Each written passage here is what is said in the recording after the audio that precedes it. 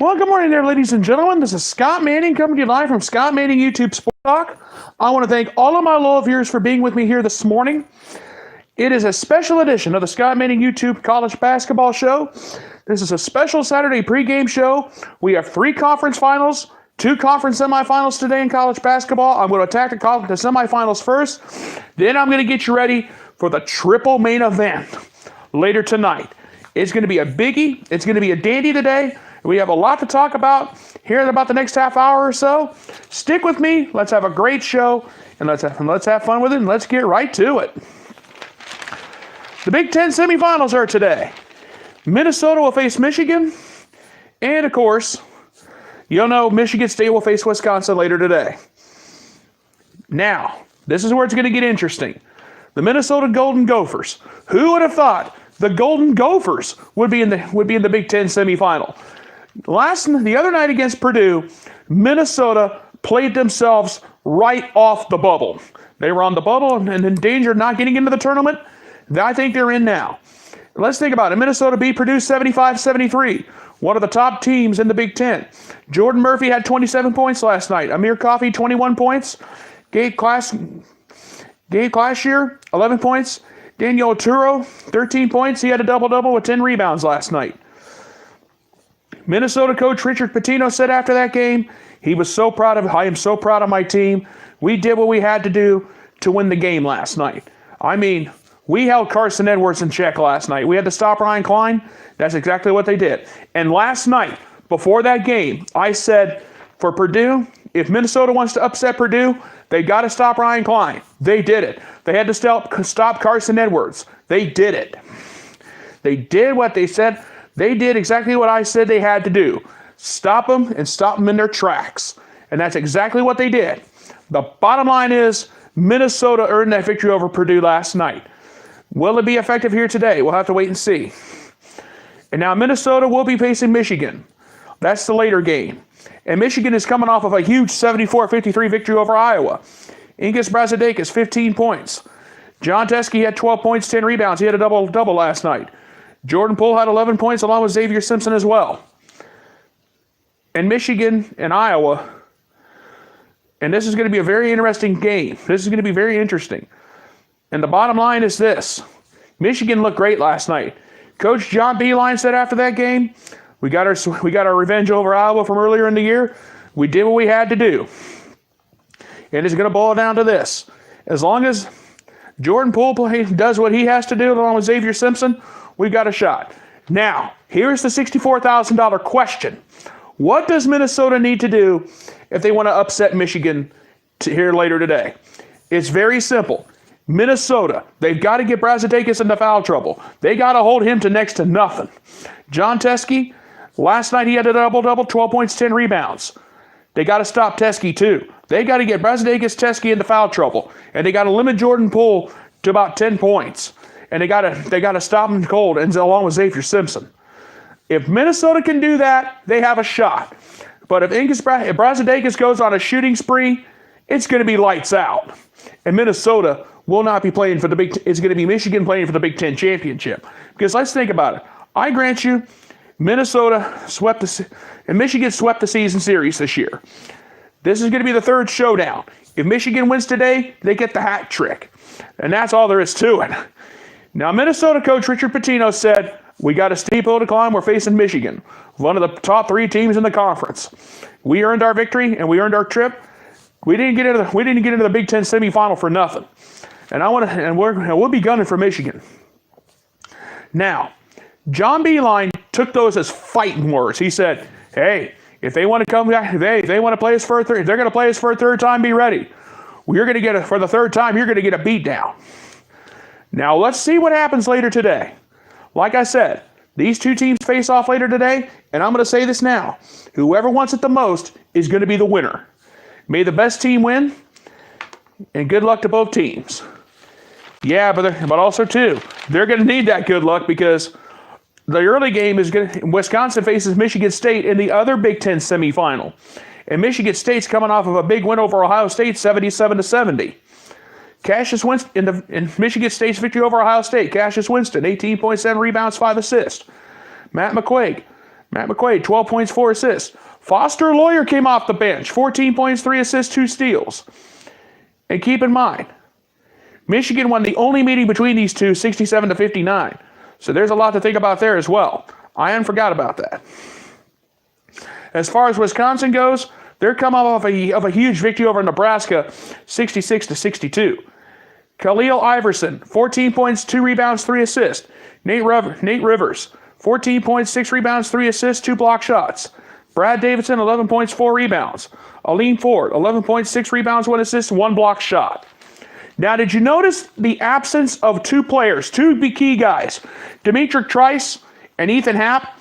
Ethan Happ got shut down to 4 points in Wisconsin's victory. Dimitri Trice only had like 6 or 7. That was it for those 2.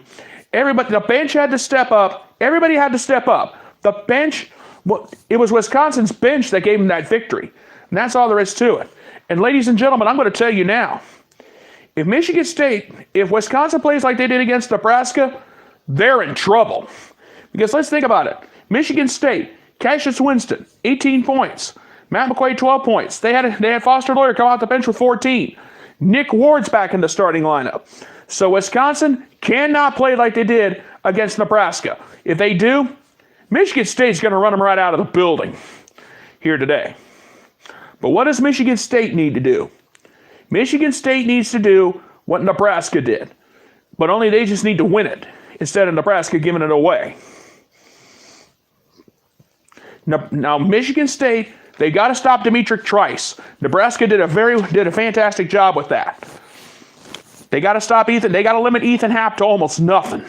They did that. Nebraska did do that, but they lost. But that's a good thing. That shows that Nebraska exposed some weaknesses in the Wisconsin's game. And Michigan State, you better believe they were thinking about that yesterday. They were really thinking about that. And the bottom line is, this is going to be a battle that nobody would want to think about. And keep in mind, Michigan State and Wisconsin played each other only once. Michigan State took that game 67-59. So there's a lot to think about there too. And the bottom line is, the Big Ten semifinals is going to be crazy this afternoon, folks. And here's the deal. It's going to come down to whoever wants it the most. Michigan State won the only meeting. Wisconsin, Nebraska exposed some weaknesses last night with Ethan Happ and Dimitri Trice. They stopped Nebraska. I'll give them credit for what they did in the Wisconsin game last night. They stopped them. They stopped Ethan Happ. They stopped Dimitri Trice. They just couldn't stop everybody else. So I think Michigan State saw some weaknesses in Wisconsin last night. Michigan State coach Tom Izzo said after his victory over Ohio State, it doesn't matter who we play next. We're ready. Wisconsin coach Greg Gard said after Wisconsin's victory over Nebraska, he said, we played good, but we're playing Michigan State. And I'm going to tell my guys now, we got a lot of work to do. And I'm going to say this. I'm a very concerned man after the way we played last night. Trice, Happ have got to step up. They just can't have 12, 13 points between the two of them. They really got to answer the bell today. Now, those are your 2 Big Ten semifinal games. Both semifinal games in the Big Ten tournament will be seen starting at 1 o'clock today on CBS. The Big Ten network's not having the coverage. It's going to be national coverage on the CBS television network. May the best, and let me say this now. Good luck to all 4 teams today, and may the 2 best teams win. Bottom line is this. It's going to be the team that can answer the bell will be the winner. And that's all I'm going to say about the Big Ten tournament here later today. All right. That's the Big Ten tournament. Let's move on to the SEC. This is the one that's going to have a lot of people talking. It starts out at 1 o'clock with Florida and Auburn. Florida may have just played themselves right into the NCAA tournament, and here's why. Florida knocked off the top seeded LSU. Hey, man, what's up? Hey, good morning. Hey, it's good to see your smiling face this bright and early. I know it's a little bright and early for me, but at least I'm here. All right, let's get moving. Let's keep on going. Now for Florida. Now, the Florida-Auburn game, that's going to be the one worth watching. Here's the deal. Last night, Yesterday afternoon, Florida they've just played themselves right into the NCAA tournament field with a huge victory over LSU yesterday afternoon. Andrew Nembhard, 20 points, 4 rebounds, 6 assists. With the game-winning three with just a couple of seconds left. They should give him the key to the city in Gainesville. Keontae Johnson, 16 points, 10 rebounds, 4 assists, 4 steals. Jalen Hudson, 13 points, 3 rebounds, 2 assists. Kevon Allen, 12 points, 5 rebounds, 2 steals. Kavarius Hayes, 11 points, 8 rebounds. Florida really did a lot of damage yesterday afternoon. And I'm going to tell you this now. Florida could be the underdog that everybody's thinking about. Now, Florida does play Auburn later today. And yesterday, in Auburn's victory over South Carolina, 73-64, Jared Harper, 27 points, 6 rebounds, 6 assists. Bryce Brown, 19 points, 2 assists, 2 steals. Samir Dougherty, 10 points, 5 rebounds, 1 assist, 3 steals. Now, back earlier in the year, Auburn won the only meeting against Florida, 76-62. So there's a lot to think about there as well. And it's going to come down to the team that wants it the most. Auburn coach, yeah, I'll tell you this right now. Yeah, I'll say this. Auburn has a better chance. Florida's Andrew Nembhard said after the game, I don't care who we play next. Florida, Auburn, if we have to play Auburn or South Carolina, we're ready. And I'm going to tell you right now. Also, too, Auburn coach Bruce Pearl said after the victory over South Carolina, we watched that Florida LSU game earlier today. I saw a few things in Florida that we're going to have to worry about. Now, here's what Florida needs to do to Auburn later today when they play each other. Florida, what they need to do, they got to stop Jared Harper. He had 27 points in their victory over South Carolina. Florida has got to stop Jared Harper. They got to limit him. They got to limit his minutes and get him into foul trouble early. Bryce Brown had 19 points. They got to hold him to 10. And Samir Dougherty, he only had 10 points. But if they can get Jared Harper into Samir Dougherty, they got to limit his minutes here today. They can do all that. Florida has a chance.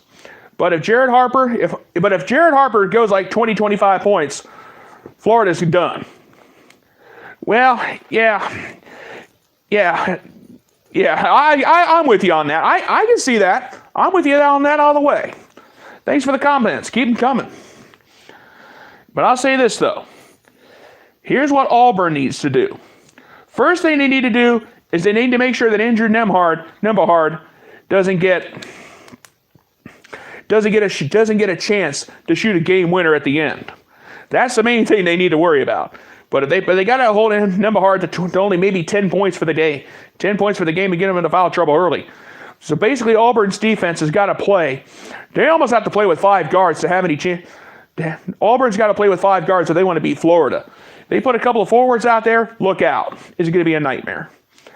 But I will say this though: Florida, they're in the tournament now.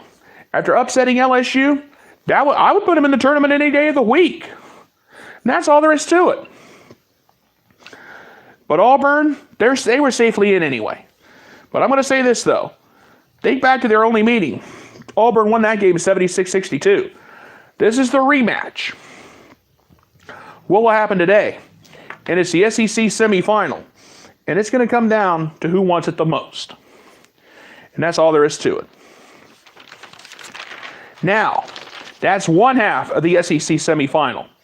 The other half is a rubber match. Tennessee versus Kentucky. Yeah, I'm with you. I agree with you on that. Florida, if Florida does lose, they can celebrate as far as they went. Hey, I had Florida. Florida was on the bubble when the tournament started. Now they just played themselves right off the bubble. And I agree with you. Thank you so much. All right, let's move on. Tennessee, Kentucky. Now, this is a biggie. This is the rubber match. Now, remember back early in the season when Kentucky took the first meeting 88-69. Emerald Schofield, Grant Williams, they got held back. They got held to almost nothing. But in the second go-around, Tennessee took the rematch 71-52. This is the biggest rubber match in all of the tournaments here, in all the conference tournaments here today. Now, keep in mind, Tennessee is coming off of a huge victory over Mississippi State, 83-76. Emerald Schofield, 20 points, 7 rebounds, 2 assists. Grant Williams, the SEC Player of the Year, 16 points, 4 rebounds. Kyle Alexander, 16 points, 9 rebounds, 2 blocks, 3 steals. Jordan Bone, 14 points, 4 rebounds, 9 assists. Jordan Bowden, 10 points, 5 rebounds in Tennessee's victory over Mississippi State. And for Kentucky, as far as Kentucky goes, they had no problem with Alabama, 73-55. Tyler Hero, 20 points, 6 rebounds, 2 assists, 2 steals. P.J. Washington, 10 points, 12 rebounds, a double-double for him, 4 assists, 2 steals, 4 block shots. All right. This is going to be a hard one for me for a few reasons. Number one, this is a rubber match. And number two, this is now the biggest SEC rivalry in all of college basketball. What does Kentucky need to do if they want to beat Tennessee? First and foremost, 2 things. Number one, limit Emerald Schofield to almost nothing. Number 2, get Grant Williams into foul trouble early. Number 3, the Jordan and Jordan, Kentucky's got to try to find a way to stop both of them. But as far as Tennessee goes, what do they need to do to stop Kentucky? They got to stop Tyler Hero, and they got to limit P.J. Washington to almost nothing. Reed Travis, if Reed Travis shows up ready to go, look out for him. And also, too, Keldon Johnson. I haven't forgot about neither one of those two. And the bottom line is this. Tennessee coach Rick Barnes has already said after his victory over Mississippi State, I'm going to tell you right now, if we got to play Kentucky, I'll be more than happy to beat up the Wildcats one more time. Foul trouble early means if they get like about 2 or 3 fouls. Foul trouble early means if one player gets like 2 or 3 fouls, they're in trouble. Because you only get 5 fouls in the game. Keep that in mind. And that's basically what I mean, foul trouble early. That's what I mean. Just to kind of let you know. I know it's kind of confusing. That's what I mean, the foul trouble early. Just to kind of give you an idea. All right. Now we kind of cleared that up. Now Kentucky and Tennessee. This is the biggest rubber match in all of college basketball on this day. This is going to be a matchup that's going to have everybody talking. All over the Southeast and all over the United States. Now, keep in mind, this is a big weekend in the SEC. The Florida-Auburn game can be seen at 1 o'clock. The Tennessee-Kentucky game can be seen immediately following that game. Both games will be on ESPN later today. That is a big matchup for both teams. All 4 teams, best of luck to all 4 of them, and may the best teams win. And that's all it boils down to. And now, let's get ready for now we need to talk about and get ready for the triple main event. Iowa State versus Kansas. In Iowa State, they're coming off of a huge upset victory over Kansas State, 63-59. Mario Shayok, 21 points, 3 rebounds. Nick Weiler-Babb, 12 points, 6 rebounds, 3 assists, 1 block. Michael Jacobson, he only had 8 points, but he had 16 big rebounds and 2 assists. Now, Iowa State knocked off the number one seed in the conference tournament, Kansas State, 63-59. Kansas, keep in mind, they beat up West Virginia pretty good, 88-74.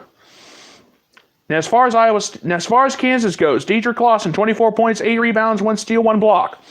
Quentin Grimes, 18 points, 8 rebounds, 4 assists, 4 steals. Yeah, all right. Hey, see you later, man. Have a good one. Hey, take care. You have a great day. It was great seeing you again, man. I really do appreciate it. All right. Now, where was I? Oh, yes. All right. Have a good one. Yeah, I'll be back later tonight about midnight or so for the wrap-up show. If you can't be back, I'm probably going to be on the air for maybe about another 10, 15 more minutes. So if you can't join me later tonight at midnight for the wrap-up show. All right. Where was I? Kansas, Deidre Clausen, 24 points, 8 rebounds, 1 steal, 1 block. Quentin Grimes, 18 points, 8 rebounds, 4 assists, 4 steals. Devon Dotson, 13 points, 8 rebounds, 6 assists. Marcus Garrett, 11 points, 5 rebounds, 2 assists. This is a rubber match from earlier in the season. Iowa State, took the first game 77-60. And that's when Kansas's road downhill spiral really started. As far as Kansas goes, they took the second meeting 80-76. But keep in mind, Kansas won this ball. Kansas has gone this far in the tournament despite having no Udaka Azubuike, no LaGerald Vick, and no Silvio De Sousa. And if Kansas wins the Big 12 Conference Tournament, it's going to be something. Iowa State coach Steve Prohm said after the victory over Kansas State, we knocked off the number 1 seeded team in the conference. And it's going to come down to who wants it the most. Kansas coach Bill Self said after that game, it was a great victory for us and we needed it. I know we beat up West Virginia. We got our we took the rubber match, and that's all there was to it. Now, if Iowa State wants to beat Kansas, they got to hold Dietrich Lawson to nothing. Quentin Grimes, he had 18 points. They got to limit his time out on the court. Devon Dotson, they got to do the same thing. And Marcus Garrett, he had 11 points. Iowa State's got to shut him down to almost nothing if they want to win here today. If they want to win later tonight. And this game is going to be a very interesting matchup. This is the rubber match. And you can see this rubber match tonight at 6 o'clock p.m. Eastern Time on ESPN. This is a big game, a big matchup, and the bottom line is this. Whoever wins today is going to earn that victory. And here's the deal. This is a big day in the Big 12. Kansas, they were the 3 seed in the conference. They didn't win the regular season. But if they can get out of here with the conference tournament victory, it will be remarkable. It will be unbelievable if the Jayhawks win the conference tournament. Iowa State, they're trying to win their first ever conference championship. They're trying to win the tournament. Iowa State, this was an Iowa State team that limped to the finish line. Kansas, you know about all their problems on the road all season. You know about all their problems. Like, they were like 3-6 in Big 12 play on the road. They've had the road was their Achilles heel. But if they were at home, it was smooth sailing. What will happen today? Only time will tell that. And you'll have to find out tonight at 6 o'clock Eastern Time on ESPN. All right. From the Big 12 final, let's talk about the Big East final. This is going to be one that's going to have everybody talking. Villanova beat us. Now, Villanova will face Seton Hall tonight in the Big East final. And this is a biggie. Last night, the Big East final lived up to the Big East semifinals, lived up to the billing.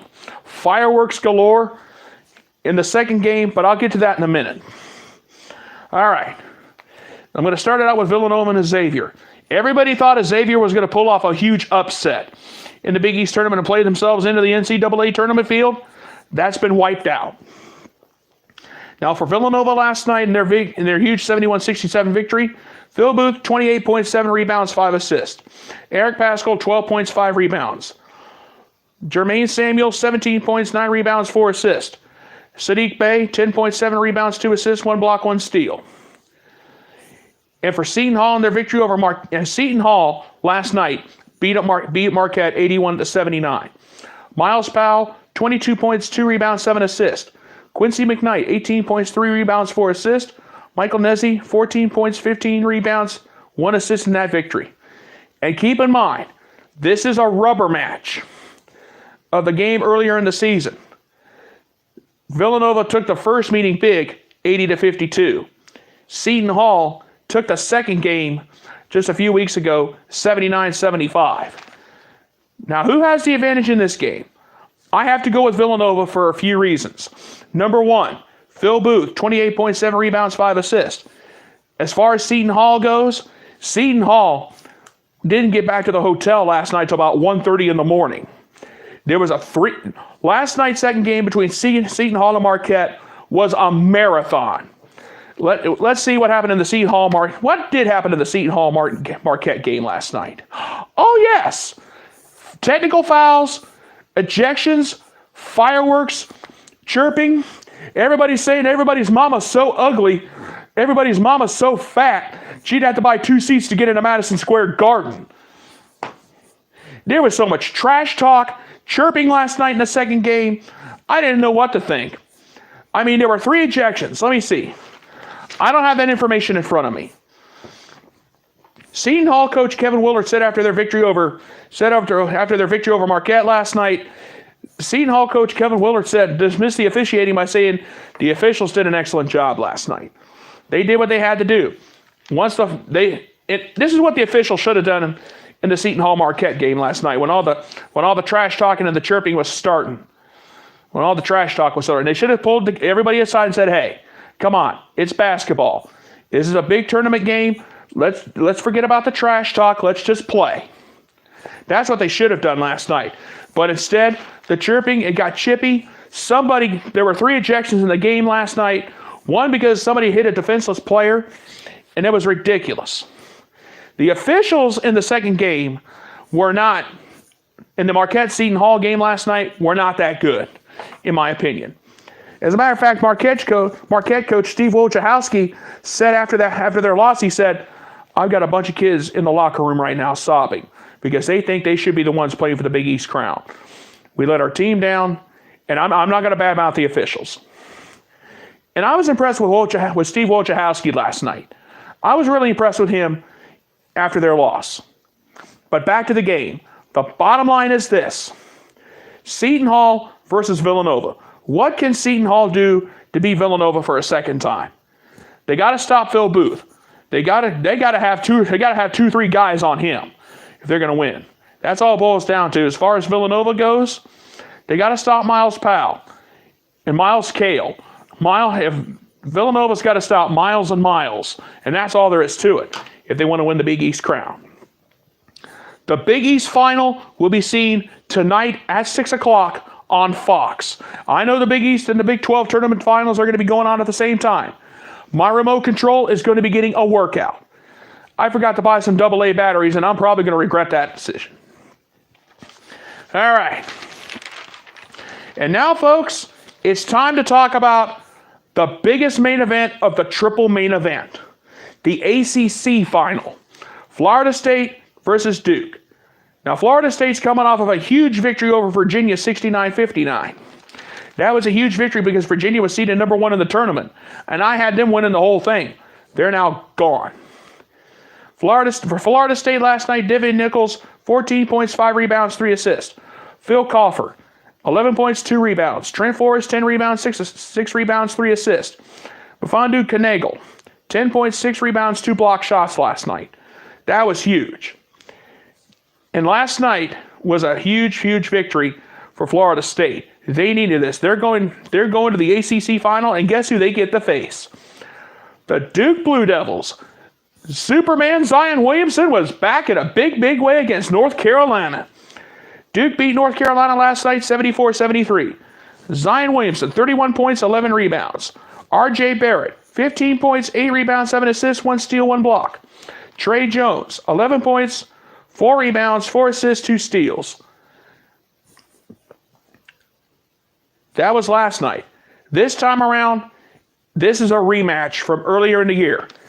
Flashback to January 12th in Tallahassee. No, Duke was the number 1 team in the nation at the time. Florida State had a golden opportunity to pull off the upset of the year.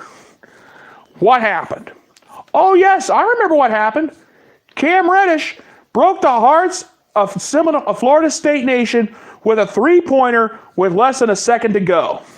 With less than 2 seconds left, they broke the heart of the nation. And I've got the replay right here, right now. Watch this. Reddish hits the 3 to give Duke the victory over Florida State and to break the hearts of a nation. But what about Zion Williamson? Oh, yes, I remember what happened to Zion. He only played 17 minutes in that game. He had to leave the game because of an apparent shoulder injury. He had to leave the game. He only had 17 points. Now this time, this is the rematch. What needs to happen? Okay, first of all, what Florida State does not need to do is they don't need to let Cam Reddish get wide open to hit a 3 anywhere in the game. And also, too, Florida State, they got to limit Zion Williamson to maybe 15, 20 points. Then they have a shot. R.J. Barrett, they got to get R.J. Barrett They got to hold him to nothing. They got to put about 2 or 3 guys on him. And Trey Jones, he only had 11 points. Florida State's got to limit them to nothing. If they can do that, Florida State has a shot. But one piece of advice for all the Florida State guys: do not let Cam Reddish get wide open to hit a 3, with just about less than a second to go, and then you'll have a shot. But as far as Duke goes, this is what Duke needs to do to beat Florida State. Zion Williamson, you got to do what you did against Carolina, man. R.J. Barrett, you need to get at least 20. You had 15 points. I would go for somewhere between 19 and 20. Trey Jones, you had 11. I'd shoot for at least 15 tonight, because this is a rematch. This is the biggest matchup in all the conference tournament games here today. Next to the Big Ten semifinals, this is a big day in college basketball. And the bottom line is, there's 3 conference championships that are going to be decided today, and we got 2 conference semifinals on this day. All right, folks, I pretty much guided you to what I think is going to happen today. I will be back tonight, later at midnight Eastern time, for the wrap-up show. I want to thank you guys for being with me here on this day. I'll be back later tonight at about midnight Eastern time to give you a full wrap-up and get you ready for the Big Ten and the SEC Finals coming up tomorrow. The big dance is tomorrow night. The Fonda selection show is tomorrow night. Is going to be tomorrow evening at about 6 o'clock Eastern time. But until then, you guys have a great day. Thank you so much for being with me, and God bless. Goodbye, everybody.